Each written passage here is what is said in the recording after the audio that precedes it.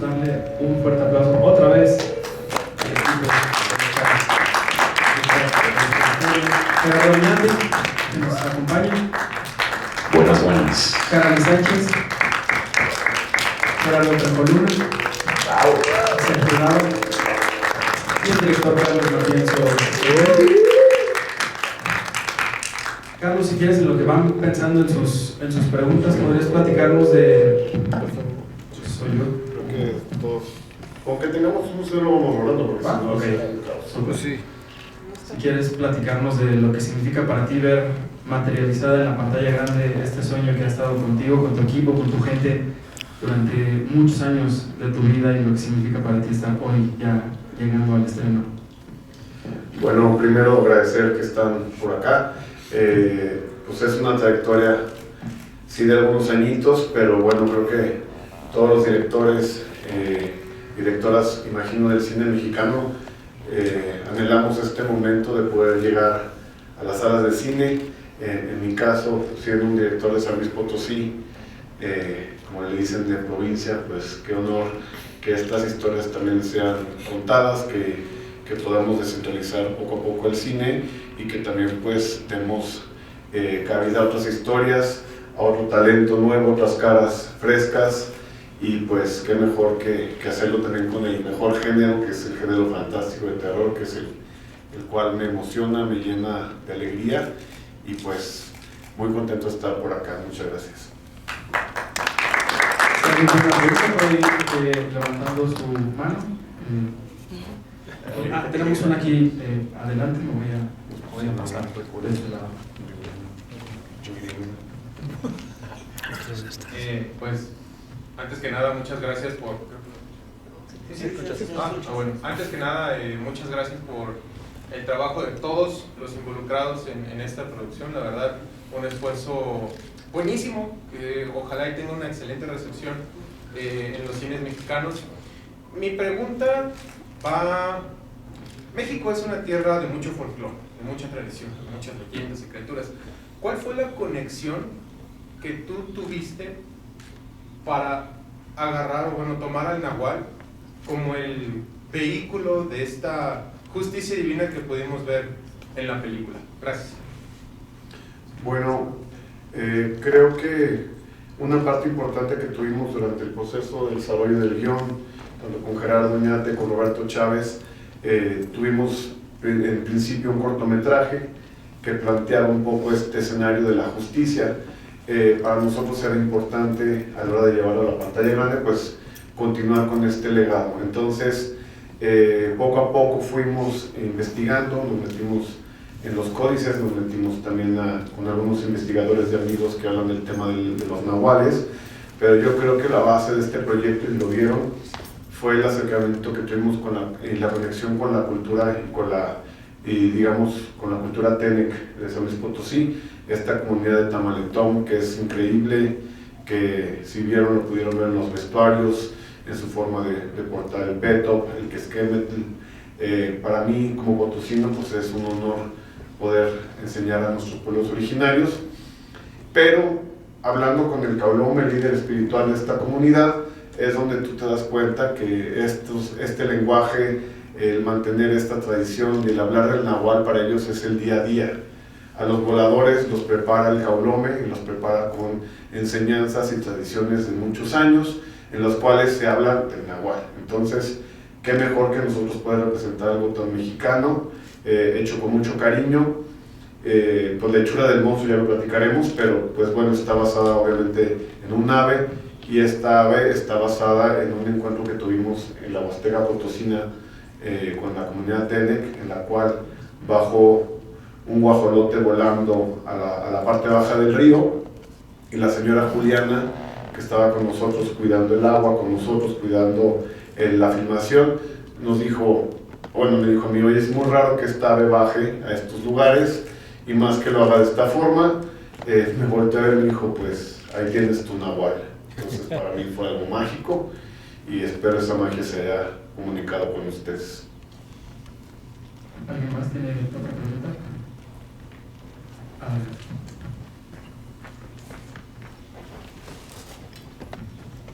Gracias. Ahora que mencionas esta parte mágica, que realmente en los pueblos originarios siempre existe esto, y sobre todo el planteamiento que tienes desde la perspectiva de la curandería y todo lo que es lo mexicano. Primero que nada, también agradecer que se hace un rescate de la lengua mayense, que es de la zona de la Huasteca, y me gustaría saber un poco en esta particularidad de cómo planteas el punto de vista de que los nahuales y la parte espiritual sigue muy presente en México, y con este planteamiento, ¿qué esperas en el acercamiento a la gente? Porque muchas personas van a querer ver esta película esperando el terror hollywoodense y muchas otras cosas, y nada de eso tiene esta película. Está muy bien planteada desde el punto de vista de la curandería y de la sanación y de lo que es lo mexicano, y me gustaría que todos los que están presentes nos compartieran un poquito su experiencia de acercarse a esto, desde verlo desde esta particularidad, y cuáles serían tus expectativas para que la gente y también nosotros podamos compartir de lo que la gente puede esperar ver, y que también se acerquen a estas historias, y cómo llegaste a esta historia, si hubo también algunas historias que escuchaste por allá, o tú que vives por allá seguramente te sabes muchas más, y cómo nos las puedes contar. Bueno, en esto pues sí, yo creo que el mayor trabajo es explorar un mozo tan mexicano, como mencionas, estas tradiciones orales que hemos aprendido desde niños, pues sí, era yo creo que lo crucial. Aquí yo creo que también el aprendizaje fue de todos, fue un tema muy místico, muy mágico, pero creo que si pudiéramos hablar de cómo se introdujo esta lengua con los actores, pues tuvimos un asesor de lengua llamado Washik, un gran tipo que acompañó a Caral y Ale durante el proceso, pero también es esto, hacerlo con mucho respeto. Lo principal que nosotros hicimos no es solamente tener un asesor que te pueda decir cómo decir bien las palabras, sino también cómo adentrarte, cómo sentir las palabras al decirlas. Ahora sí que como director yo volteaba y decía cómo se escuchó, cómo te hizo sentir, y yo creo que ahí está el respeto, y lo mismo lo que queremos explorar es que esta película pues sea mágica para todos. Tendrá sus momentos de tensión, sus momentos pues de acción, como lo manejamos, pero creo que lo más importante es que estamos platicando una historia completamente mexicana. Perdón, tenemos a Ale Herrera que nos está acompañando también.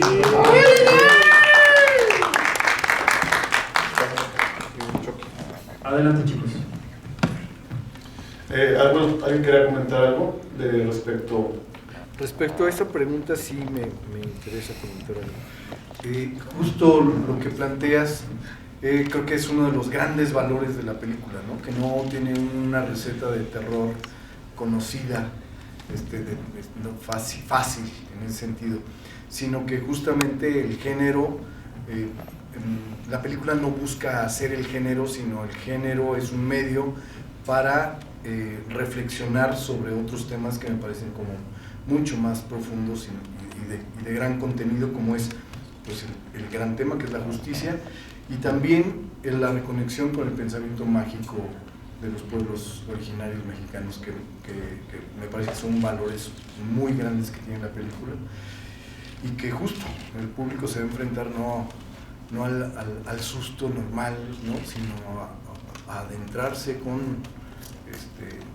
poco a poco a descubrir este mundo, y creo que eso es un gran valor. ¿Puedo yo agregar algo que tiene que ver un poco también con la pregunta de por qué el náhuatl? Y creo que encontramos, Roberto y yo, en la exploración, obviamente en el proceso de investigación a la hora de desarrollar el guión, que una criatura legendaria casi divina podía representar muy bien esa parte oscura de nuestra propia naturaleza, ¿no? Entonces, lo discutíamos el otro día en una entrevista de cómo Gabriel e Isabel son como dos caras de una misma moneda, ¿no? Entonces son pues monstruos, por así decirlo. Los dos matan gente, ¿no? Pero tienen misiones diferentes, orígenes similares o incluso hasta el mismo origen, pero misiones diferentes, ¿no? O al final resultados diferentes. Entonces, Creo que en ese sentido, y también tratando de hilarlo como con esta noción de esta cultura, de esta criatura legendaria, para empezar nos lo traemos a casa y lo hacemos a través de algo que nos parece familiar, ¿no? Hemos escuchado un montón de historias esto de que algo cae en el techo y se escuchan patas y de pronto ¡pum!, se levanta y vuela. Y entonces lo que quiero decir es, traemos eso a casa, es algo que conocemos, pero también es algo que la gente quizá fuera de México puede entender, ¿no? Es la idea de universalizar este concepto. Acá tenemos otra pregunta. Sí. Hola, buenas tardes chicos. Eric Gallardo del Popcorn Show. Mi pregunta más va en un orden social. La cinta plantea una situación difícil para México en este momento sobre desapariciones de chicos, sobre todo de niños. ¿Ustedes tenían en mente ese planteamiento desde el principio? ¿Fue con un contexto totalmente social? La idea surge en medio de hacer el guión, no sé, ¿querían plantearlo de esa manera o era el pretexto perfecto para poder hablar sobre el terror? Y por otro lado, otra pregunta, ¿por qué el terror? ¿Qué encontramos en el terror y en el terror mexicano que nos gustó para narrar esta historia? Bueno, yo creo que nunca será el pretexto el país en el que vivimos, ¿no? Creo que es algo complicado, lo vemos en la nota roja todos los días, nos enteramos de momentos increíbles que superan incluso la ficción, y yo creo que en el género de terror encontramos siempre este lugar donde puedes tú hablar de ciertos temas siendo responsable, pero también quizás suavizando la realidad, ¿no? Aquí lo que se hace es que sublimas un caso tan extremo como el asesinato de niños, pero en el hecho de verlo en la pantalla con todos estos elementos visuales y sonoros te permite llegar a tu casa con tranquilidad, ¿no? Entonces al final yo creo que es un escenario 1000 veces mejor que si ves un video en el cual lo estás viendo y relatado por un noticiero, por un corresponsal de guerra, qué sé yo. La verdad es que creo que no es algo, un espacio en el cual nos gusta vivir, nos gusta llegar a casa para estar tranquilos.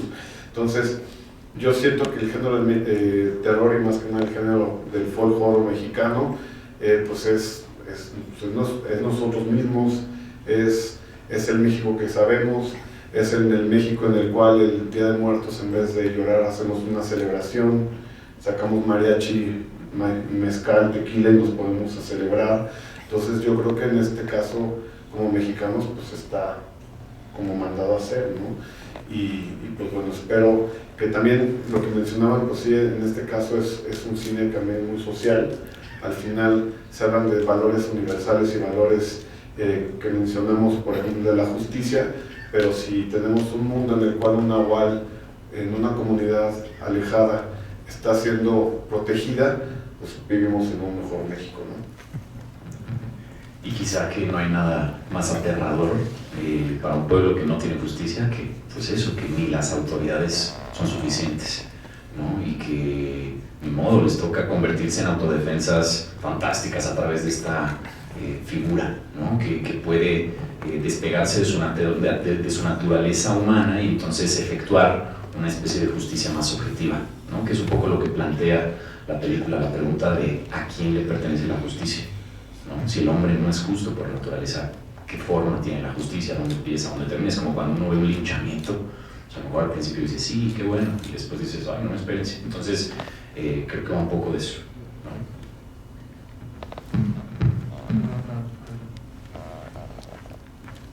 Gracias. Hola, ¿qué tal? Javier Quintanar de CineNT.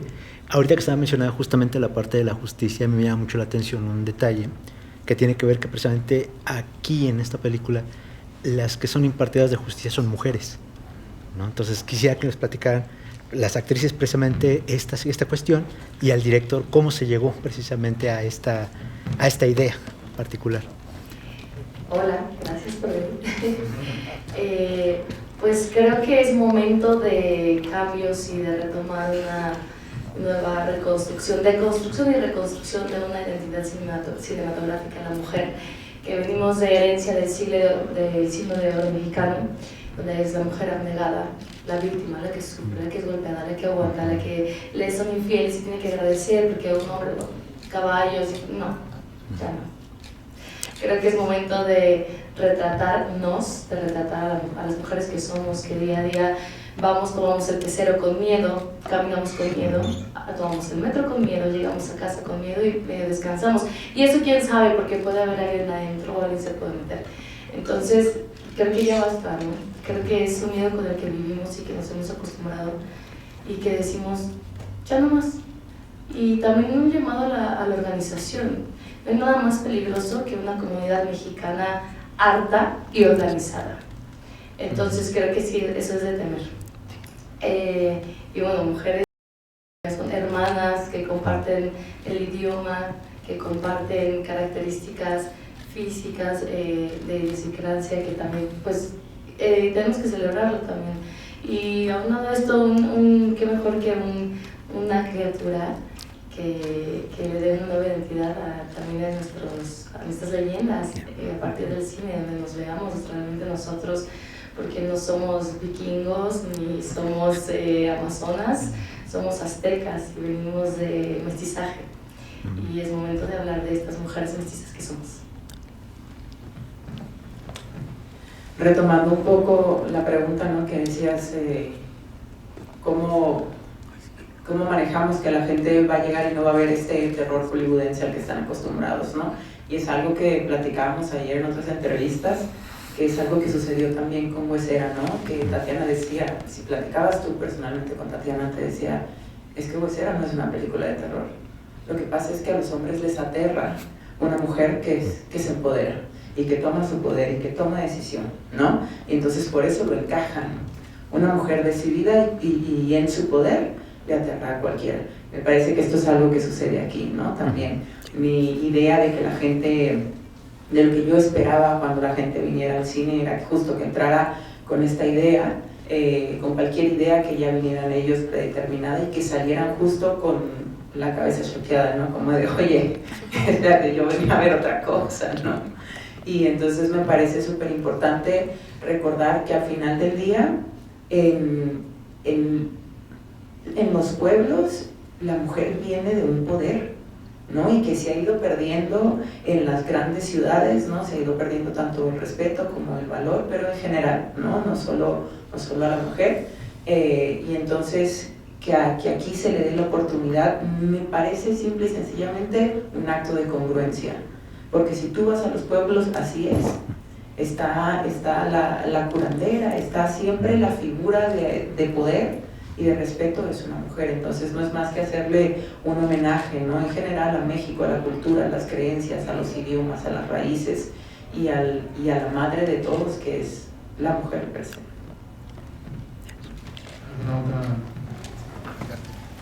Quizá que cuando uno dice el náhuatl, desde el náhuatl es hombre, y entonces la sorpresa acá es que es un linaje de mujeres. Entonces, no solo el título de la peli, sino pues sales y dices, acá, pues es el ritual de la náhuatl. Sí, además de la presencia importantísima de la mujer, Sergio Arroyo, que salía de emergencia, hay un factor local. La localidad no solo es Ablatenec, no solo es usar quechquemels con bordados de nahuales, sino el propio Valle de los Espíritus, de los Fantasmas.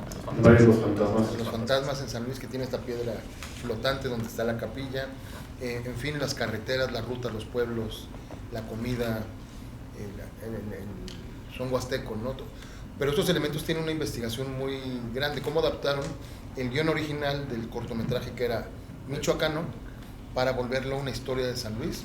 Eso es por un lado, porque es un trabajo muy profundo, ¿no? Y el segundo, a pesar de ser una historia local, es una historia que tiene una estética de cómic innegable, ¿no? O sea, todos los encuadres, es como si estuvieras viendo una historieta. De hecho, se podría adaptar muy fácil.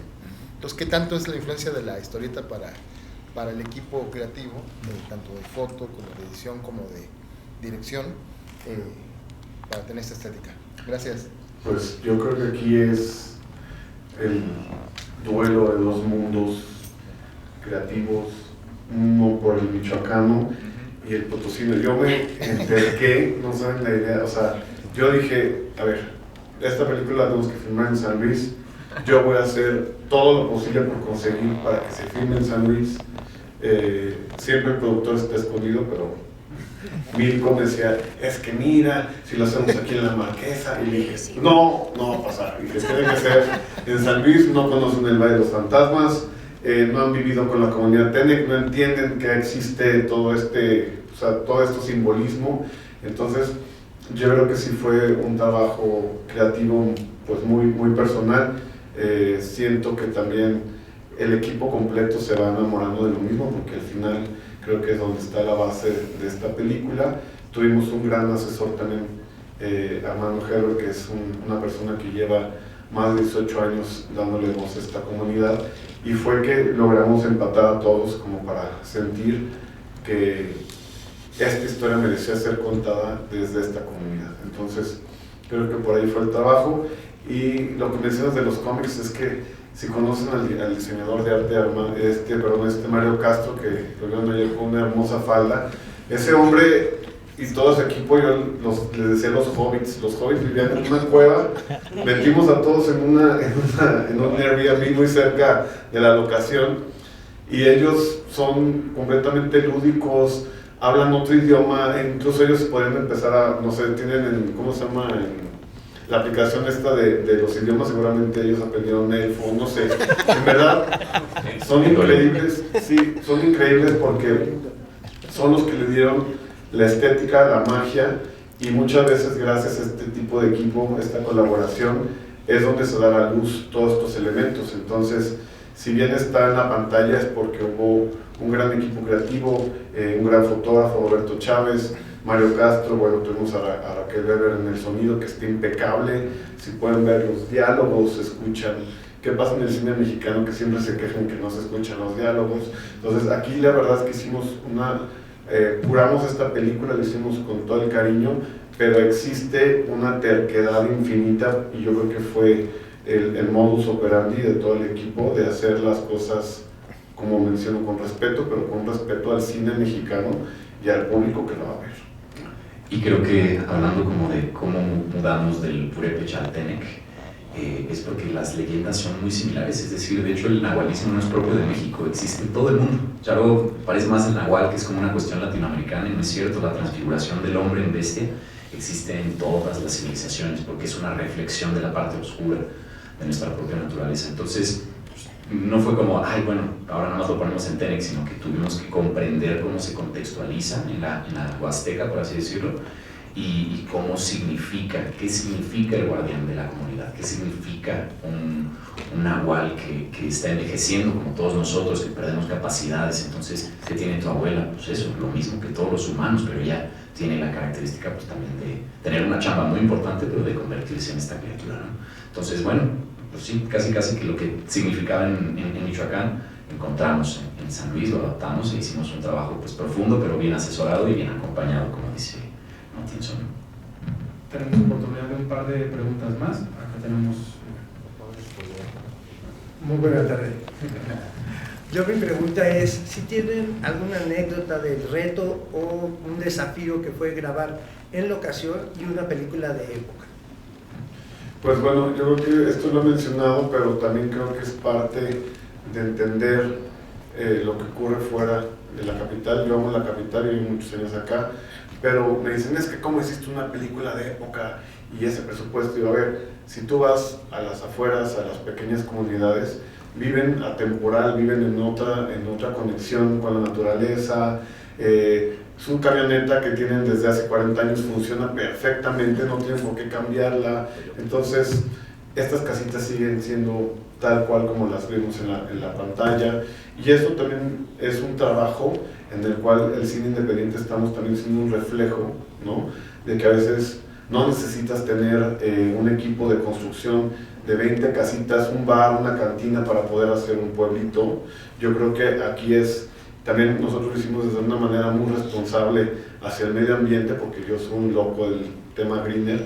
Entonces, también fue como, a ver, rescatemos lo que existe, seamos respetuosos con el espacio, con el lugar que vamos a visitar, y yo creo que en verdad es únicamente dar un paseo, buscar ciertos lugares mágicos que encontramos en México, y ayuda muchísimo a hacerlo de época y en este caso temporal. Ya nomás es un efecto y trabajo de cámara, corrección de color, o sea, ya digamos efectos que vienen después, pero en verdad tenemos todo para poder hacer películas de época sin tener que correr el riesgo de, no sé, pues, comprar una camioneta para ver, no más que salga 10 segundos, ¿no?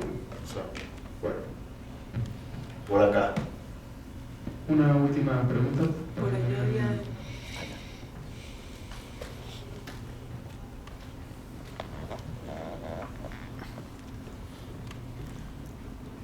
Buenas tardes, muchas gracias a todos. Javier García, de parte de Frames. Quería agradecerles también la oportunidad de dar una nueva visión al cine actualmente, sobre todo ya para salir un poquito de lo que es lo clásico que se tiene, es casi cine comedia, donde se da más vuelos a la comedia, pero también mostrar nuevamente otros géneros, también muestra que el cine mexicano tiene tanto talento como la producción y la capacidad de realizarlos. Eso es, por mi parte, es una felicitación, una buena producción. Y ahora sí mi cuestionamiento sería, independientemente de llevarlo del área purépecha hacia lo que viene siendo en San Luis Potosí, ¿qué impacto, qué valor y qué trato para tener esa comunicación con la comunidad para mostrarles la ventaja o el interés de querer mostrar no solo las zonas, sino también poder desarrollar lo que fue toda la grabación y el posible beneficio o el trato que tuvieron con la gente para, al final de cuentas, ellos sentirse también involucrados dentro de este proceso y que también les sea una ventaja de conocer, o en este caso de mostrar al público en general del país lo que vendría siendo la zona, ¿no? Como un modo de promoción, pero así como también en los estilos, la cultura y el folclore que todavía seguimos teniendo como mexicanos, y que al final de cuentas, en la cual viene siendo muchas cosas, todavía seguimos manejando ciertas partes de la leyenda y lo místico de lo que viene siendo su esencia, como una parte de hechicería, pero en este caso enfocada hacia lo que viene siendo, hacia lo que vendría siendo como un protector, un guardián de la zona. Bueno, afortunadamente el equipo tuvimos la oportunidad de realizar un proyecto en la comunidad Tenec en Tamaulipas. Antes de eso, lo que mencionaba es siempre pedir permiso, llegar dispuestos a comunicarte con la comunidad, pero desde un espacio de retroalimentación. Yo siempre que trabajo con ellos, siempre pregunto qué necesitas, cómo podemos apoyar, qué tanto quieres que se vea y qué tanto no. Cuando hicimos el proyecto de Bajos, hablamos de la primera mujer voladora de la comunidad de Tamaletón. Entonces, yo les decía, ¿qué quieren? Y me dicen, no, pues que la gente entienda que no solamente en Papantla vuelan, ¿no? Sino también en Tamaletón, y que puedan visitar este espacio y que vengan al centro ceremonial. Entonces, en este caso yo creo que sí es un trabajo ya de muchos años, de mucha comunicación, y siempre preguntando antes de tener la grandiosa idea de llevarlo sin tener un respaldo, incluso en el sentido estricto del respeto a sus tradiciones, ¿no? Entonces, ustedes ven este bonito funeral, pero en ese funeral hubo un trabajo, una junta previa de a ver qué nos estamos brincando, qué no podemos hacer, qué podemos en verdad darle un respeto a esta ceremonia, cómo pasaría en este caso la curandera. O sea, siento que eso es el reflejo de que queremos hacer un cine, pero un cine bien hecho, pero también un cine bien respaldado en la realidad, ¿no? Entonces, aquí sí creo que hay un gran trabajo previo, pero como te mencionaba, creo que lo principal es, nosotros somos un vínculo, somos un elemento que pone en pantalla un área en México en específico, pero para ellos seguirán ahí y seguirán viviendo ahí, y esperemos que esto les dé la posibilidad de mejorar quizás, pero al final del día ellos, viven tranquilos, quieren seguir viviendo en su forma de ser, y obviamente el cine siempre ha sido un apoyo para que esto se conozca, pero también hay que preguntar qué tanto quieres que luego, por ejemplo, en Gilitla se transformó en Disneylandia y ya castillo de Edward James, ya tienes una pulsera y te pitas y te sales del área, o sea, entonces, vamos, también hay que ser muy respetuosos con eso. Chicos, para finalizar, si cada uno nos pudiera decir qué significa para ustedes que la gente pueda ver esta historia en una sala de cine que tenga estas 500 pantallas que va a tener a partir del 7 de mayo. ¿Qué quieren empezar por ahí? Claro que sí. Bueno, pues principalmente yo estoy muy feliz porque esta es básicamente mi primera película y con un gran elenco, unos grandes amigos. Y a mí me encantaría que la gente vea esta película por el simple hecho de poder abrazar esta mitología, esta historia que es nuestra, que es de México, que no lo vemos en el cine. Básicamente yo creo que es la primera vez que yo veo este tipo de representación en pantalla grande y para mí sería eso lo principal, que la gente vaya a ver la cultura, que vaya a ver la historia del Nahual, que abracen toda esta película y no simplemente vayan a ver algo como de terror, como decíamos al principio, sino que se dejen abrazar por la esencia de la historia, el mensaje universal, el mensaje local y que lo hagan suyo. Esto es México y tenemos que representar estas historias en el cine y abrazar el cine mexicano y todos en comunidad, ¿no? Muchas gracias. Bueno, sin duda lo que dice Sergio es fundamental, o sea, cine hecho en México, con mexicanos, para mexicanos, en una comunidad que tiene una relación. Yo la primera vez que escuché este coro en la iglesia de estas señoras cantar, dije, pero ¿de dónde sacó esto Matienzo? O sea, no entendía, porque es tan potente, te transmite un asunto que va más allá de los tiempos, ¿no?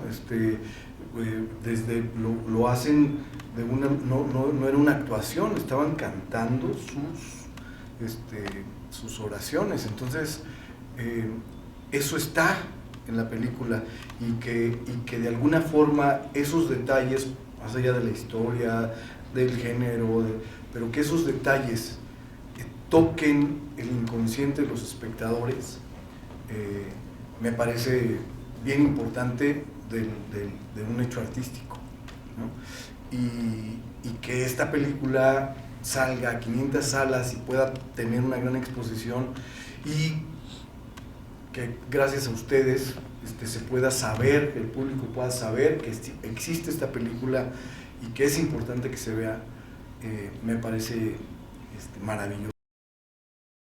Feliz de estar dentro de esa ventana que es el ritual del Nahual.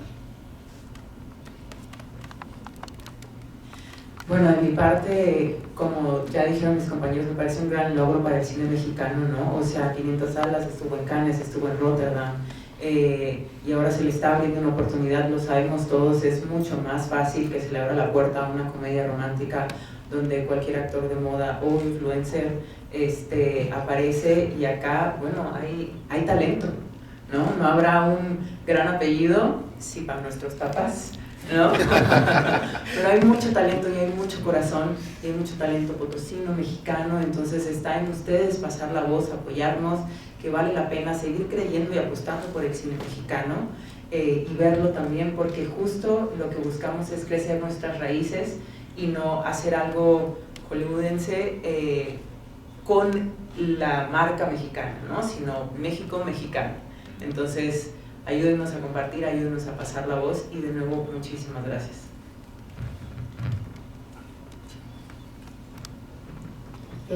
Bueno, pues todo cambio de paradigma implica una revolución, y creo que este es el momento en el que estamos yendo hacia un nuevo cine mexicano, tanto narrativa como una identidad propia. Entonces consideren que cada persona que compre un boleto para el ritual del Nahual va a ser un caudillo en este nuevo cambio de paradigma hacia un nuevo cine mexicano, de México, por México, para México. Bueno, y normalmente este tipo de escenarios, no es la primera vez que estoy frente a tanta prensa, para mí es un honor, y como decía Gerardo, es Es un placer que nos hayan acompañado, que sean ahora sí que la voz que correrá, los medios que nos darán vida fuera de esta pequeña sala. También agradecer a Cinemex, que tuvo la apuesta, por ahí está Jerónimo que nos acompaña, pero eso, también verte apoyado por la industria, por el distribuidor, para llevar este tipo de películas a las salas de cine. Yo creo que es ese salto de fe que todos los cineastas y todas las personas que somos parte de esta industria pues tomamos día con día, ¿no? Entonces esperemos este salto de fe se vea reflejado en la taquilla, y pues bueno, es un honor para mí haber estado frente a ustedes esta mañana, y muchas gracias.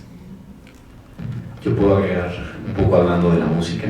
En la escena del juicio final hay un coro que está en Tenec y la letra dice: tengo hambre, tengo sed, guarda silencio, come. Y yo creo que tenemos hambre, tenemos sed, no solamente de justicia, sino de esta nueva manera de hacer cine independiente con muchísima responsabilidad, pero también con esa fortaleza que es muy propia del mexicano, con nuestras raíces, con nuestra mitología, con nuestras leyendas, algo de lo que todos nosotros tenemos todo el derecho de sentirnos bien orgullosos. Entonces, ir a ver cine mexicano, y sobre todo hecho así, como con este amor y esta pasión y esta colectividad y colaboratividad, y las manos que vieron en el proyecto, el tiempo, sudor, sangre, frío, todo lo que pasamos, creo que está aquí en la pantalla, y ahora ya les pertenece a ustedes, a la audiencia, a los medios y a la gente que nos ayude precisamente a que la película llegue más lejos y no solo se quede aquí en México, sino que llegue a todo el mundo. Así que gracias por acompañarnos, por apoyarnos. Un aplauso para el equipo, por favor. Una última cosita. Es que justo pienso que los que estamos aquí pues somos una nada del gran equipo de trabajo que hay detrás de todo esto, para la preproducción, para la producción, para la postproducción, para la distribución. Es mucha gente y es el esfuerzo de muchísima gente, y creo que ahora ustedes se vuelven parte del equipo del Ritual del Nahual para que esto se vea y cumpla su cometido. Muchas gracias. Ahora sí, un aplauso para el equipo de Ritual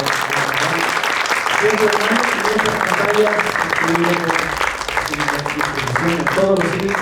Y pues nada, si nos acompañan, que les tomen una foto a todos. Pues gracias a ustedes.